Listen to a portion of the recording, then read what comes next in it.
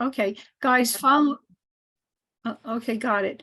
Let's see, slideshow from beginning.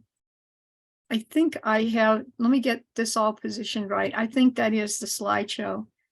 I'm sorry, just hang on. These high-tech things baffle me, right? Oh, there we are. Okay, look, guys, what I'm going to talk to you about is how this all happened, because how it happened kind of is tied to the development of forensic genetic genealogy, of which I am one of the subject matter experts around. And so what I'm going to tell you how my education morphed into what I'm doing today, and give you an idea that, you have to be adaptable. There are certain opportunities that were presented to me that I got really excited about, and I didn't stay on the straight path, but nevertheless, something good came out of that. So I want to show you first, I got a PhD in physics from Duke University. I was there, I actually got finished mostly in 82. I had a job. I went back and finished my degree. I commuted to get my thesis done, and actually made it official in 83. That means I'm old, right? A lot of you have not been born since then. That scares me. Anyway, this is the lab I did my PhD thesis in. I slept on that cot over there in the corner to the right. This is the control panel for the nuclear accelerator I ran. I ran, and my thesis, which means nothing to you, was about calcium, what neutrons do with calcium. Yeah, big deal. Whoop-de-doo. Okay. So there's a rule that when you get a PhD in something, you probably will never work in that subject again. And that is the theme of the rest of the presentation. After this brings us up to 82, 83. In 82, I went to go to a place, Sam Houston State in Huntsville, Texas, where I was at the Division of Chemistry and Physics. This is what you normally did. You get out of graduate school, you turn in a cannon fodder for 2 years. You have some experience somewhere. And after 2 years, they shoot you out the cannon and you get like a professorship somewhere, something like that, after you've established yourself a little more. So, okay, at the time I was in nuclear physics, but let's face it, they didn't have a nuclear accelerator in Huntsville, Texas. So I was teaching, and they had this laser set up that I started to get fascinated by and tinker with. And so on the basis of, I got tired of being here because I was a big fish in a small pond. It was all redneck, rural Texas. So what I did, on the basis of actually holding a laser in my hand and shooting it through a mirror somewhere, I got a job after that when I had to get out of this place. I went to California. That's why I wound up in California. I became a member of the technical staff at Rockwell International here in Seal Beach. And I worked on a lot of like surveillance programs. I worked on an optical amplifier that was to shoot light into the air in the clouds and see what came back, scattering to see how light scattered. And I like made models. If you shine light in the air and you see something flying toward you, what it looks like, secret stuff. And then I did some holographic optical elements, which are, optics made with holography. Anyway, you don't need to understand all that. What it was high-tech laser stuff. All right. But this is the boring part of the story. I'll tell you the real story. Now, here's the real story. Forget all that. Because when I was at Sam Houston, I mentioned there was an optics setup, and they did holograms. Some professor had bought on a grant all this optical equipment. And I said, I've made a hologram once when I was a senior in college. I'll try it again.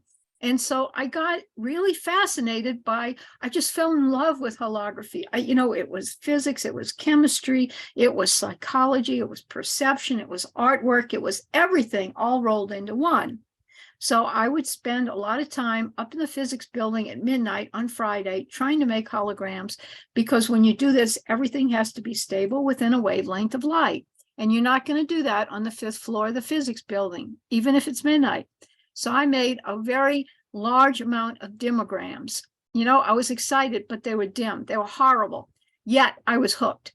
So I was going to, give it up. And by a miracle, this college had a lecture once a year where somebody would come give a keynote. The whole audience will be applauding. You know, they all love this. It was teachers that would come to see the latest and greatest. And the guy that came was Mr. T.H. Jung, who was an expert in holography. And he did a hologram in front of 2,000 people right there with the lights turned down. And here I was going up to the physics building at midnight and not getting anything. So I thought, oh, I can do that. It took me 5 years, but I can tell you, I can do that. So I mentioned I moved out to California and I had a job, but what I did first thing was start building my holography lab in my garage. And this is what came up. This is in my garage. This is me. And this is my laser I bought with a loan. This is optics, a little angel doll I'm making a hologram of. This is a homemade optical table. This is bigger. I built all this. It's got a half a ton of sand to dampen vibrations. It's got inner tubes. It's got cinder blocks, everything you dream about if you were a homemade holography person. It had this little curtain that you could pull down and make things dark. There's the garage door. I would work by day as an aerospace engineer, and by night I was a raving holographic genius, you know, trying all kinds of cool stuff. And I got to borrow stuff from work that ordinarily I couldn't afford, have to bring it back, but I could always borrow it. Anyway, this was where my life was going. To hell with teaching and to hell with, aerospace engineer. I don't want to discourage you from liking that stuff. It was not me. So after a couple of years, Star Wars at work was winding down. A lot of people were leaving. And one day, 3 of my friends came and said, hey, we just had a job interview with a company that does holograms, and you should call them. So I said, why didn't you tell me? I raced to the nearest telephone and I said, I need an interview with you. 6 months later, I said, and I walked into this company to get an interview, and it was all the top experts in holography, also using that in an industrial sense, not just an art sense. And of course, it wasn't a science company. It was a 40-person art colony with all these really, art, science, literature, music people. It was wonderful. So I talked my way into a job, and some of the things I did while I was there, they actually designed official equipment. It wasn't just my homemade optical table. They had industrial optical tables. They had engineers. They had machine shops. They had designers.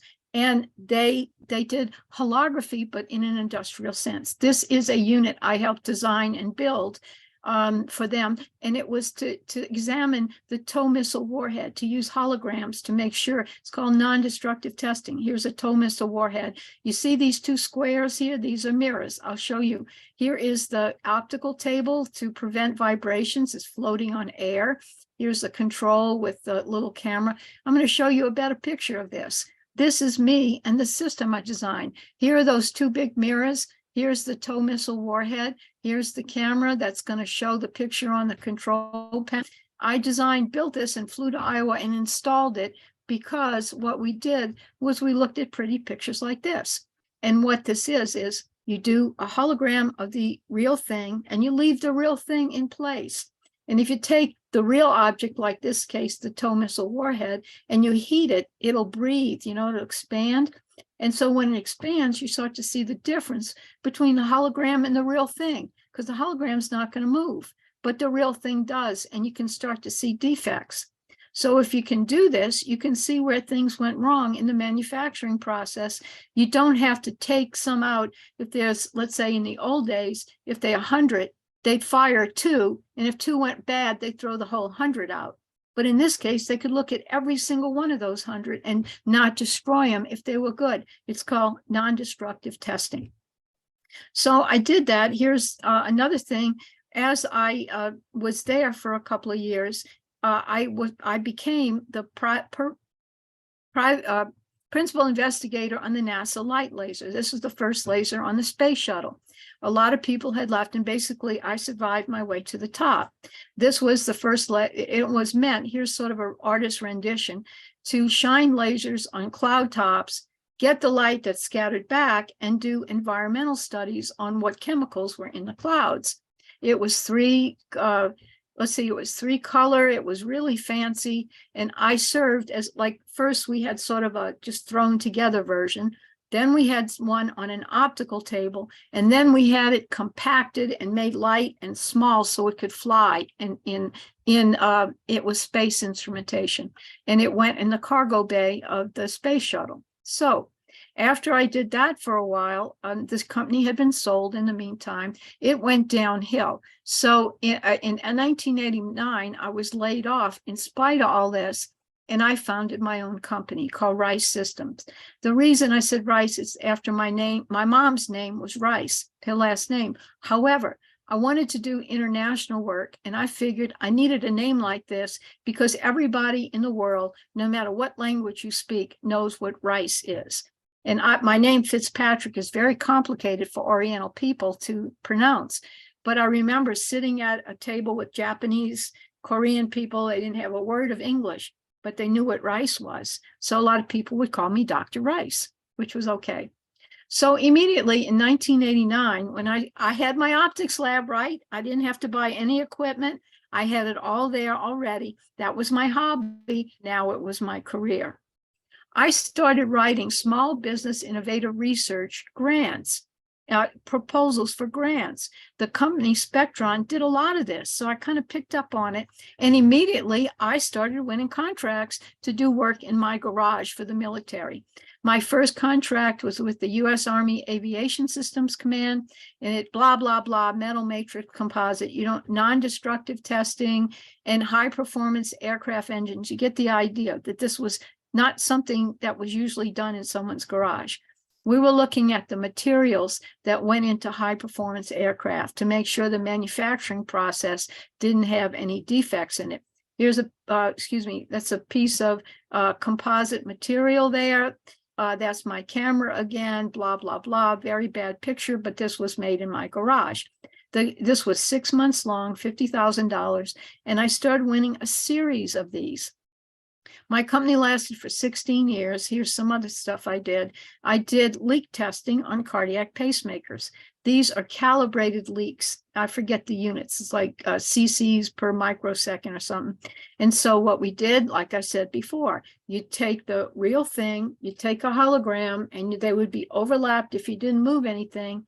But if you pressurize that cardiac pacemaker, if there was a leak, it would go back to normal and you could watch that. So now I was doing real-time stuff. I was watching things move in real time.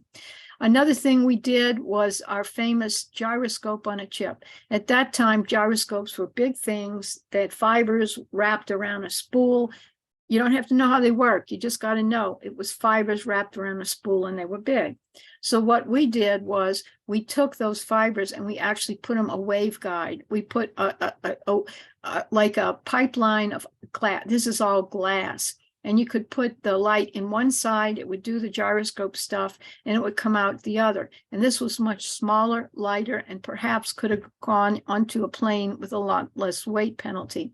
We patented it, and in fact, there was a company, I don't know, you probably don't know, Bell Laboratories was this old research out of Bell Labs, and they had spun off Lucent Technology.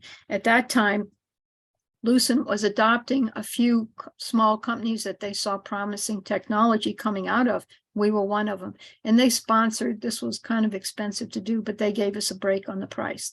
So we started to do optical sensing. In other words, what could you use light to tell you about? So basically, people would ask me, what do you do for a living? And I would say, I shine light on things. You give me a problem, I'll shine light on it, and I will help you solve the problem. So as time went on, we got involved with the GMO, the next spacecraft to Jupiter. They were looking for somebody with flight instrumentation experience. Here I am. Fiber optic experience. Here I am. And also how to use those fiber optics for sensing like things like rotation and how about contamination. So I was asked, there were 3 companies. There was Northrop Grumman, I think there was Hughes, and then there was Boeing. There were 3 companies that were having a design phase. And I suggested to the people, I got on board with Northrop Grumman. I was asked to be also Boeing, but I turned them down. So I went to Northrop Grumman and I said, why don't you make the spacecraft like the human body? Have the computer like the head, the mind and the brain and have fiber optics running through the skin like the nerve endings. And if contamination slopped on, have the fiber respond and the brain would recognize it, just like as if you scratched your arm. So actually, our team won an $8 billion contract for 20 years. Now, my life would be different. However, NASA canceled it right after we won because they took in-house. NASA was in distress. They didn't want to let a whole bunch of money out like that they could use to save their own people. So it went away.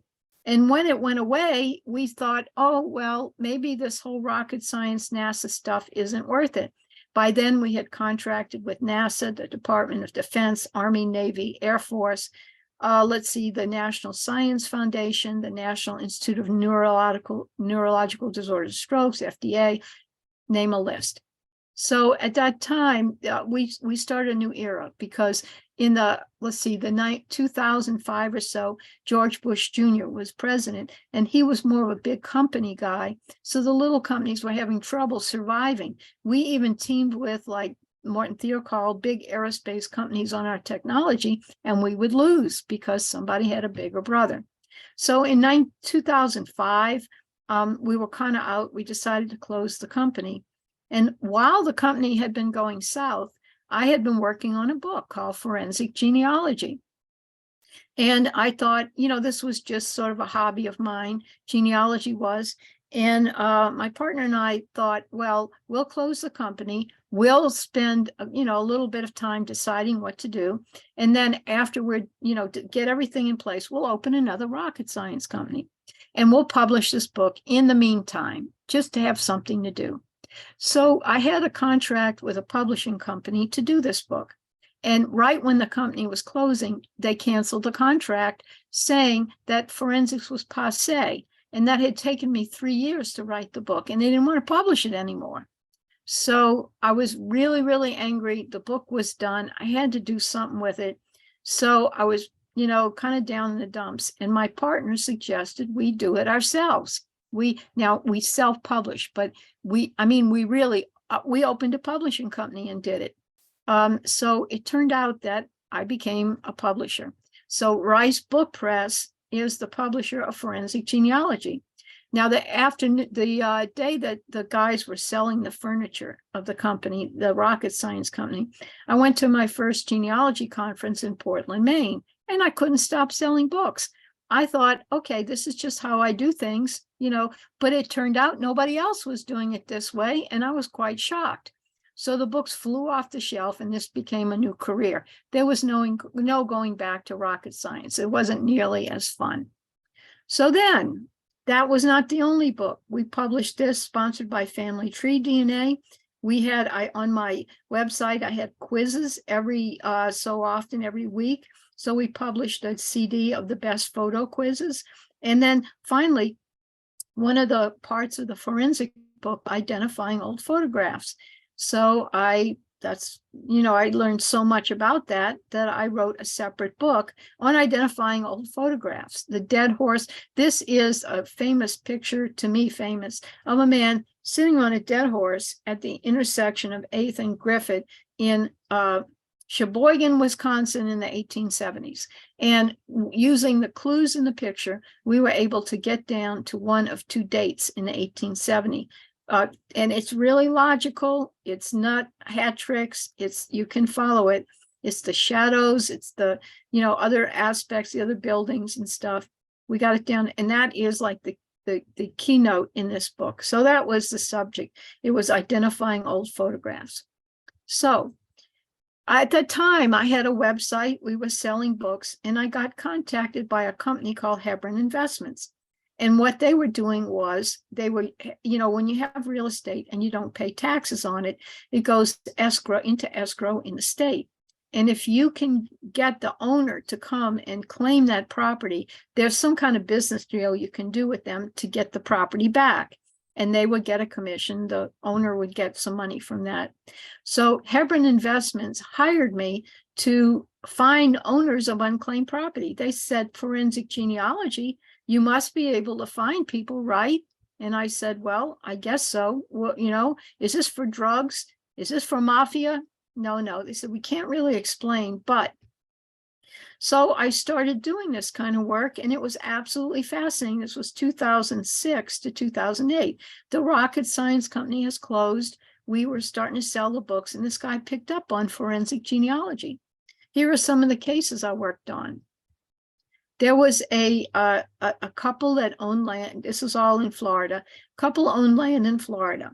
They had disappeared. He needed to find out. The last address they had was in Toronto. I'm just going to cut to the chase. It was kind of tricky to do this.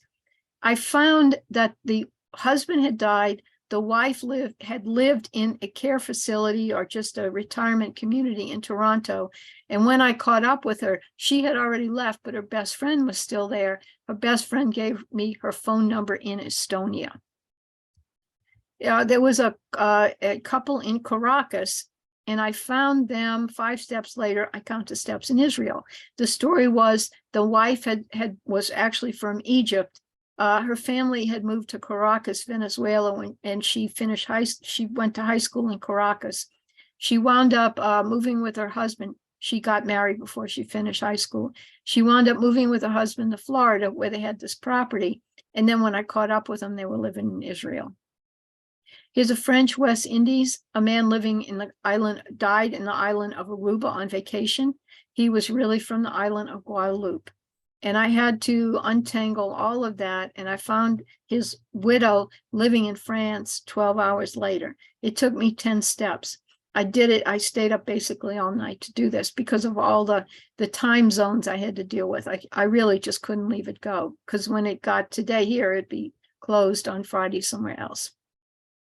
Guatemala City, that was kind of tricky. Guy was still living in Guatemala City, but somewhere else.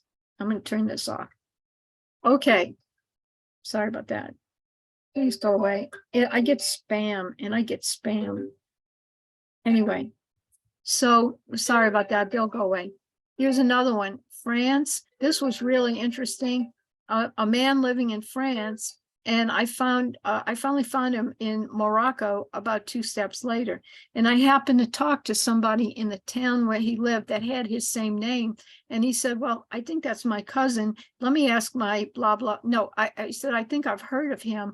I don't know who he is. Let me just ask. So I said, okay. And then the man emailed me back a few hours later that said, you're not going to believe this, but my next door neighbor came over, and I asked my next door neighbor about him, and that's his cousin, and he's living in Morocco.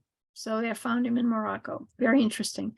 Then we had a guy in London. Now, these families all own property in Florida, and I think what happened is when they left the country to go home or live somewhere else, they didn't know the rules, and they didn't know they had to pay the taxes, or the husband died and the wife didn't know.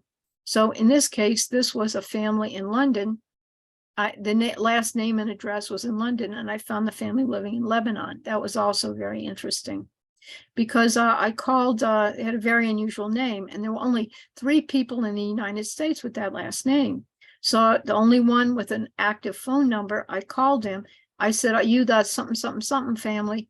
He said, I don't talk, yes, but I don't talk about my family. I said, oh, I'm so sorry. I just thought you had an unusual name. No, I don't talk about my family. I said, look, I'm really sorry. I hung up. I said, you know, I thought that might be your family. It says, it is, but I don't talk about where they come from or anything like that. So a few minutes later, I said, I wonder where they come from. This is a really weird name. All came up in Lebanon, and it turned out there was only one couple living in Lebanon by the right name. I mean, the right first name.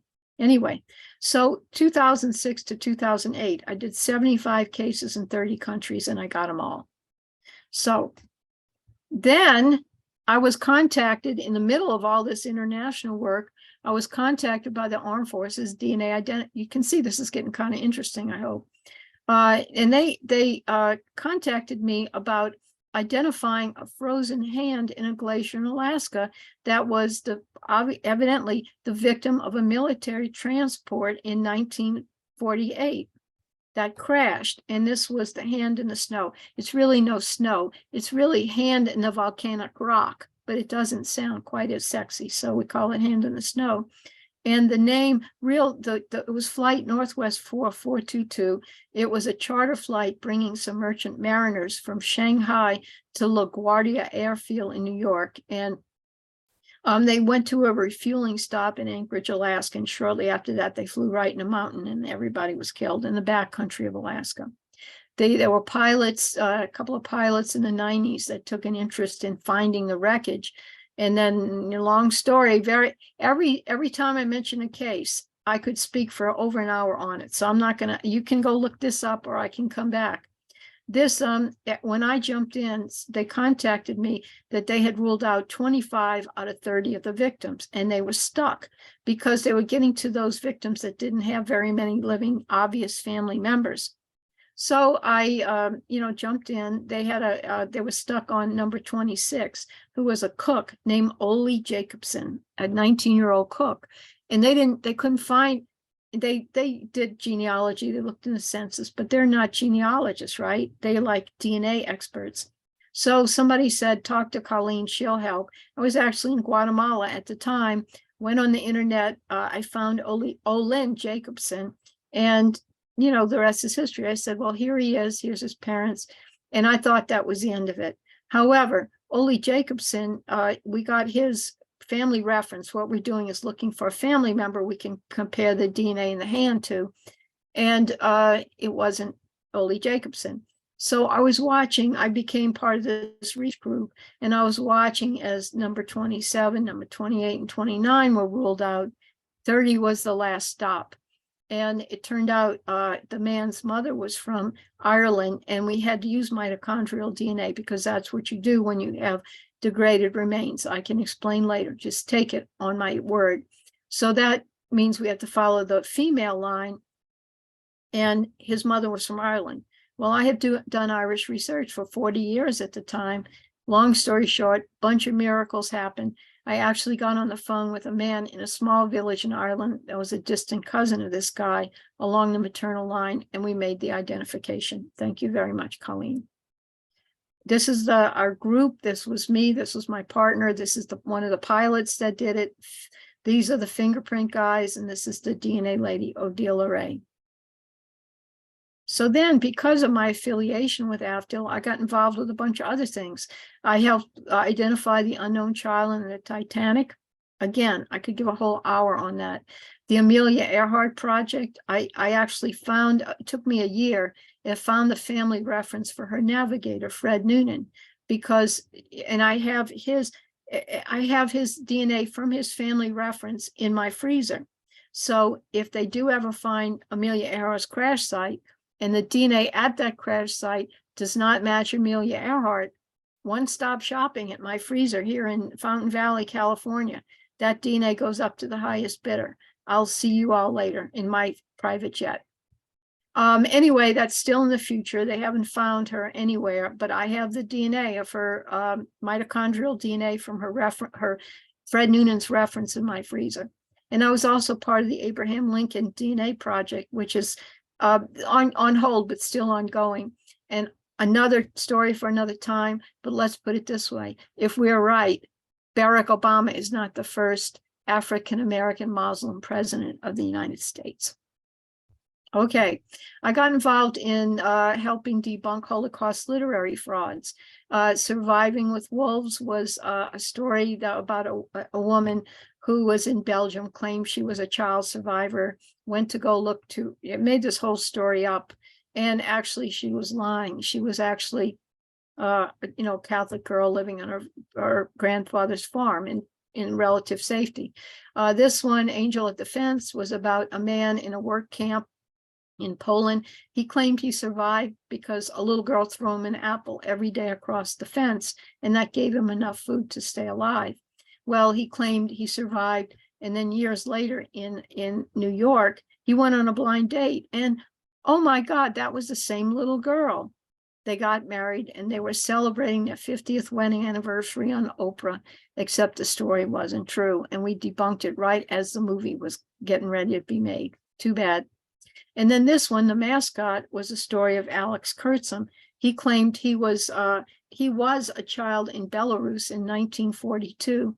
He was an orphan. He was picked up by a Latvian police battalion who saved his life. They gave him a little uniform. He stayed with them, but eventually they brought him to safety in Riga, to a chocolate factory where he was adopted by the chocolate family. The chocolate family with Alex Kurtzum wound up in Australia. And the story he told as an older man that he was Jewish, he was actually not just an orphan, he was Jewish and he'd just seen his family slaughtered, but he was under stress not to reveal he was Jewish because they'd kill him. Okay. Well, I have to say that that is actually not a fraud. And it took me 14 years to prove the story was true. Alex actually took a DNA test a couple of years ago, and he's in Australia. He was living in Australia at the time. I found first cousins, thanks to Ancestry.com, living in Canada. So somebody from Belarus living in Australia was reunited with his cousins in Canada by somebody living in California. You just can't make this stuff up. On top of that, I've helped other Holocaust survivors. You know about Alex, but I helped two others. The one in the middle was as a tiny baby, her mother was with her in a train station in Poland. A couple passed through the train station and noticed the woman and the crying baby and offered to buy him milk. Well, the woman explained she had no resources. She was going to have to give her up. The couple said, well, we'll take her. We don't have any children. She refused to identify herself, and that's the end of the adoption process. The woman grew up. Nobody said anything to her until she was in her 60s, and her parents had passed away. So the old aunt told her son started to do DNA to try and find out who she was. I helped her since 2012. Her mother was Ashkenazi Jewish, of course. We don't know who her father was yet. But in the end, her son found a 104-year-old aunt living in that area of Poland. And that aunt had three sisters. She knew what happened to two of them. The other one left and never came back. And that's my friend's mother. Amazing. Just an incidental occurrence in a train station in 1942 was solved in about 2000, at least on the mother's side, about 2020. This last one was smuggled out the Warsaw Ghetto in 1942 as maybe a few-month-old baby. We're very close to I know two men that could be her father. One or the other is a father, and we just need to take that next step. So in 2011, I'm doing Holocaust work. You know, I'm doing hand in the snow, historical stuff, adoption searches. The occasional unclaimed property has come up. In 2011, I had a different idea. I thought, why not use genetic genealogy to solve cold cases? 2011. So I happened to be in Seattle to do, a genealogy conference, and I made an appointment with the Seattle Police Department. I went a day early to talk to them, and this is how it went down. I said, hey, if you give me a Y DNA profile from a cold case, I can compare it to the genetic genealogy databases and maybe give you a last name for your killer. So the two detectives were like, oh man, this woman's crazy. You know, my supervisor told me to be here. They wouldn't give me their business cards. They said, I know how to find you. However, there was a DNA analyst called Jody Sass, and she says, I get what you're talking about. There is a case that the detectives keep coming back to me on every few months. The next time they'll come, I will pass them your contact information and you can go from there. That was this 1991 murder of a high school student named Sarah Yarborough in Federal Way, which is a suburb of Seattle. This became the first case where forensic genetic genealogy was used to generate investigative leads. And it turns out we solved it in 2019. During 2011 to 2019, I tracked the development of the technology that could solve this case. And it always fell short until 2019 when we don't use Ancestry.com, but we use similar methods to adoption searches. And we solved it. And as of a week from now, I will become the first forensic genetic genealogist to testify in court about how this works. I kept going in 2011. I want to tell you that I got so many bad comments from the genealogy community on the Sarah Yarborough case. They were saying, oh my God, Big Brother has my DNA, run for the hills. Oh my God. I said, I'm using public data. You published your DNA results online. All it is the Y profile, and all I want is the last name of the killer. And they were going, they unsubscribed me from all the list. They were making statements like, you don't know how many people have been falsely accused using DNA. I mean, a horrible level of ignorance. The leader of this group actually sent an email to a friend of mine, and that friend forwarded it to me. And the email said, Colleen hired somebody to give a certain last name to the police department and bullied her way into CODIS, expecting this to announce a big break in the case. It didn't work the way she wanted, and all she does is charge a lot of money, but she doesn't do good work. So you have to, pioneers get arrows in their backs all the time. That really hurt me at the time, but I saw much worse along the way. However, it was worth it because we solved that case. In 92, after Sarah Yarborough, I still kept going. I wouldn't let them stop me. And one of the cases I looked at was the Phoenix Canal murders, the murder of Angela Brasso and Melanie Burness in Phoenix, 92 and 93. I was in Phoenix for a forensic conference called the International Symposium on Human Identification. And I made an appointment with the Phoenix Police Department, gave my pitch about why DNA and the last name and the family. And they said, well, we have a case we might send you. And they did. And that was the Phoenix Canal murders. I came up with the name Miller for them, and that narrowed the list of suspects from 2,000 people to 5 Millers. And of those 5, there was one that you could not miss. And this became the first case solved using forensic genetic genealogy. And by the way, Brian Patrick Miller was found guilty on all counts of these murders and kidnappings yesterday. So I became known as the pioneer in forensic genetic genealogy for these 2 cases that I did, and I have won international awards. These cases were both 5th place in the International Cold Case Hit of the Year competition. In 2020, I won for Sarah Yarborough, and that was, I think, let's see, it was 5th place out of 50 entries from 20 countries. And the Phoenix Canal murders was in 2018, and that was like 5th place out of 61 entries from 14 countries. It's an amazing competition. I learned so much from it. There's entries I made in other years I haven't won, but please tune into this. It's going to be, a lot of the finalists are going to be discussed at the HID conference in May. Thermo Fisher sponsors it, and the contest is sponsored by Gordon-Thomas Honeywell Lobby Group. So please tune in. It's very fascinating.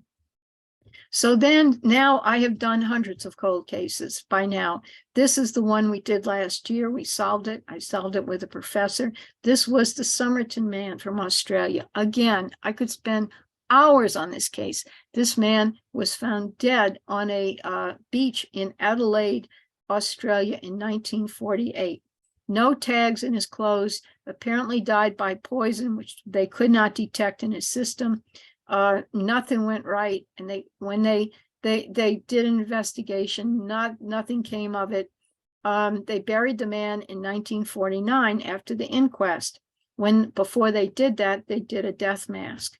And wouldn't you know that they caught some of his hair in the death mask?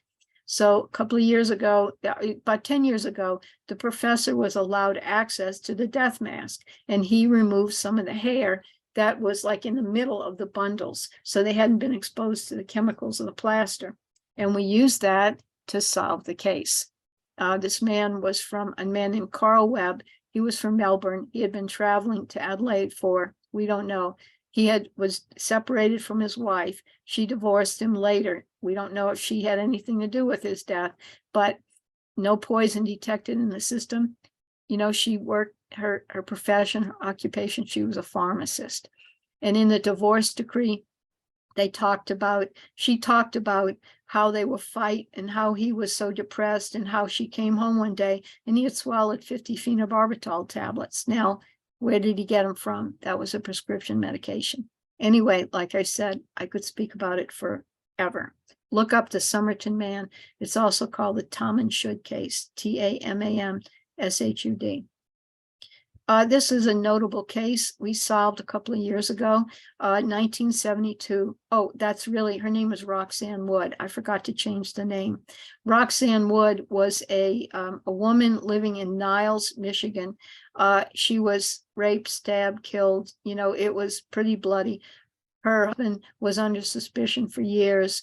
And when we got a hold of it, it's an amazing story because we identified the man based on enough DNA equivalent to about 5 cells of his body. That was all that was left after 50 years.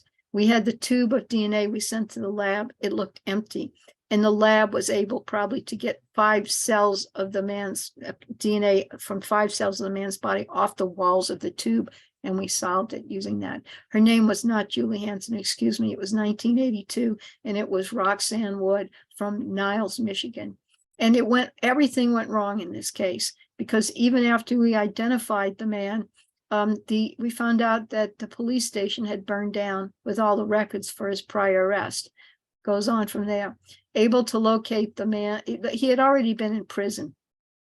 He got out shortly before he killed Roxanne, and the police station burned down, so nobody could find the records, right? So they found through the court docket, they found the arresting officer who arrested him the first time. And the officer said, well, you know what? What's really funny about it is that I just made a random traffic stop that night, and I noticed he had a lady's purse on his seat along with some identification. And I looked at the address on that lady's identification. I called the house. I found out she had been raped. She survived. So I took him into custody, and that's how we caught. It was just random. I happened to find him and arrest him that night. So in the end, those 5 cells of DNA, which amounted to 30 picograms of DNA, they wound up having a CODIS match to a probability 1 in 1.9 octillion. It was him. And then the boy in the box. That's a very famous case in Philadelphia where a young boy was found in the suburbs just on the side of the road in a Sears box. This is notable because it took me over 2 years. The DNA was so bad that, you know, I went overseas. I looked at the best lab in the world. I went everywhere, and I broke a lot of rules, scientific rules, not legal rules, in getting the DNA process till we finally had the data we could use to identify this boy. Now I'm having a senior moment. And Gus, his mom's name was Mary Abel, but anyway, so Zarelli, Joseph Gus Zarelli. He had been local kid. Parents probably saw it on the news, but, you know, of course they let it go. Most of the key players are dead except for one uncle. And he had a lot of half sisters and brothers who really never knew anything about him. So now at the end, I've worked in 52 countries. I haven't traveled there, but I have done research in those countries, either for unclaimed property, to find family references, or to do my own forensic cases. I've worked in 52 countries. My resume is BA in physics from Rice, MS PhD nuclear physics from Duke. I'm a past fellow of the Optical Society, the SPIE Optical Society.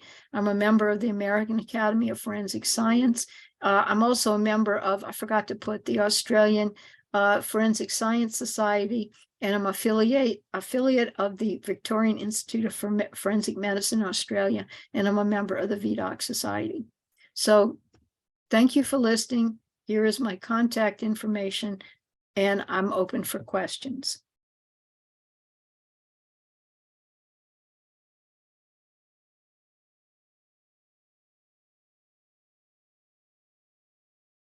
Thank you, Dr. Colleen, for this amazing presentation.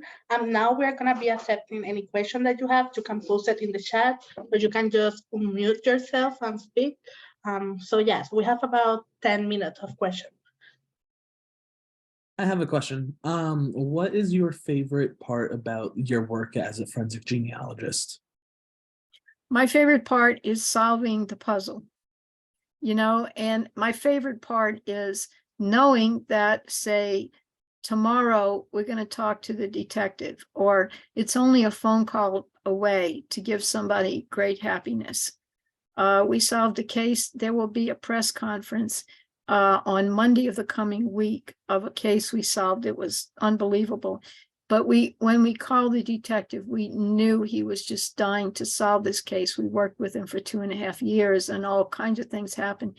So we knew as of that phone call, it was like a torpedo hitting the water, right? It was like you're waiting to see the impact, and you can't wait to make the call, and knowing that the world's going to change about, within a few moments. Thank you. Anticipation of bringing someone happiness.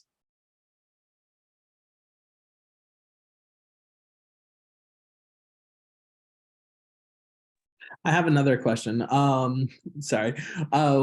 What would you say is your biggest piece of advice for anybody who's looking to get into forensic genealogy? I would say learn everything you can about DNA, because there's all these little companies that are forming of genealogists, right, that know genealogy. But the thing that sets people apart from the others is to know a lot about DNA and how that works, and be able to talk intelligently about it and connect with the needs of those detectives. We had somebody contact us a while back and said, she said, I'm part of a small group in Texas, in my town in Texas, and we do a lot of adoption searches. We'd like to go to our local police department to do forensic cases. So how do we approach them about getting, we call it a GEDmatch kit. That's the database we upload. How do we go about getting the data from them to work on it? And I said, you don't. I said, they're going to ask you for the data, how to make the data. So if you don't know how to do that, you're dead in the water. You just can't say, I'm going to do the genealogy for you. Here I am. I would also suggest, besides knowing, about DNA being boned up on degraded DNA mixtures, for example, I would also advise you do a lot of adoption searches so you know the mechanics, but specialize in a certain area, like Native American genealogy, African American, Asian, because those are very difficult, more difficult cases to solve.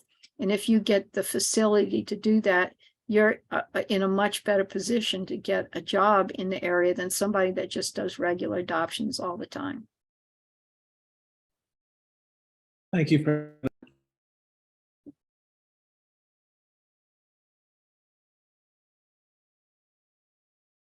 Any other questions? Don't be shy. I don't bite.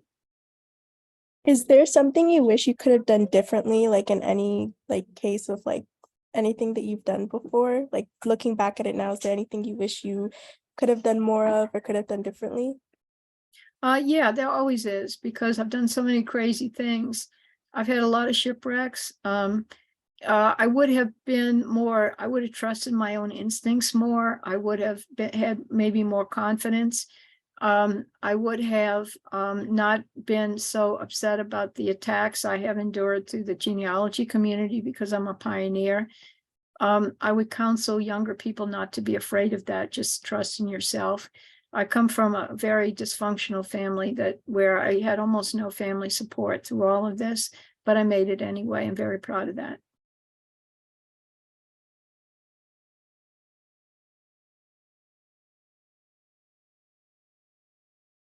And I have another question. In other words, don't be afraid. I'm sorry. Go ahead. Go ahead. What's going up. Oh, don't be afraid of screwing up. Surviving in anything is doing well in anything is surviving your mistakes. Thank you. I was also gonna ask, like, what's your best piece of advice, especially like since we were talking about in the beginning, like for women that go into this field that can be a little bit more like intimidating, like what's like the best piece of advice for that specifically? Well, first of all, realize that even men and women, they're all human, right? And somebody may say something to you and it's not necessarily right. Understand that that's just somebody's opinion. So at one time, somebody told me, you can't make yourself feel bad. Nobody can make you feel bad unless you let them. So I imagined like what's it called, an anti-hassle bubble, that I'd put all over myself, and I'd go into a meeting and say, no matter what you try, you can't insult me, you can't hurt me. And it was an invisible anti-hassle bubble. And it worked because, I'd stand inside my bubble and maybe people would say things that were cutting. And I'd say, well, good thing I didn't leave it at home today. It's only their opinion. And I would say this, that if you go to a meeting and you feel kind of nervous or you're shy and you can't, what I used to do when I was in physics, I did have, meetings where there'd be all guys, I'd be intimidated. I'd find that one other woman at the meeting and I'd introduce myself, and it'd make me feel good because she was in the same position as I was. She was a minority. She was kind of in the middle of a big pool of testosterone. And it made me feel better. I had like some little piece of security in that conference. So make friends with other women, find people you're comfortable with, and realize no matter what people tell you, you can believe it or not believe it. You're in control. You don't have to allow them to make you feel bad. Thank you.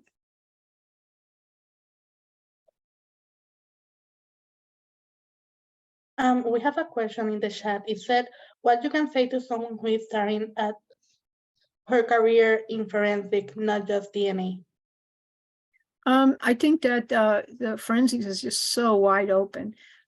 There's a lot in, bioinformatics, just handling data. There's a lot in lab work, there's a lot, I would say there's a lot of discussion on accuracy and what kinds of forensic evidence are valuable and what, like bite mark has been discredited. Fingerprint would be I love like solving mysteries. So I think just crime scene analysis is terrific. It's like being a detective is, I'd say it's always tiring no matter what you do. You get those days, but I love being a detective, even apart from, and there's so much out there. We had a case where, we were working on a case and this older woman was killed in her house. And she was stabbed so bad that couldn't get the knife out of her back. So one day the detective was talking to our genealogist about other things. And he happened to mention that the woman had a screen installed in her house recently. And we went crazy. And we explained the reason that's important is means that there was probably a young man in the house that knew the layout of the house. And so that was detective work we were doing there. And then he said in another moment that she had alcohol in her blood. She had a blood alcohol level. And we thought, man, that's exciting, because it meant she was probably drinking with somebody her own age. So that gave us a hint on who to look for, like in our side in the family tree, but certainly a hint on how old her assailant would have been. So I love things like that, puzzles and little tidbits, and use your intuition. I think being a detective would be pretty interesting. Thank you. Any other questions?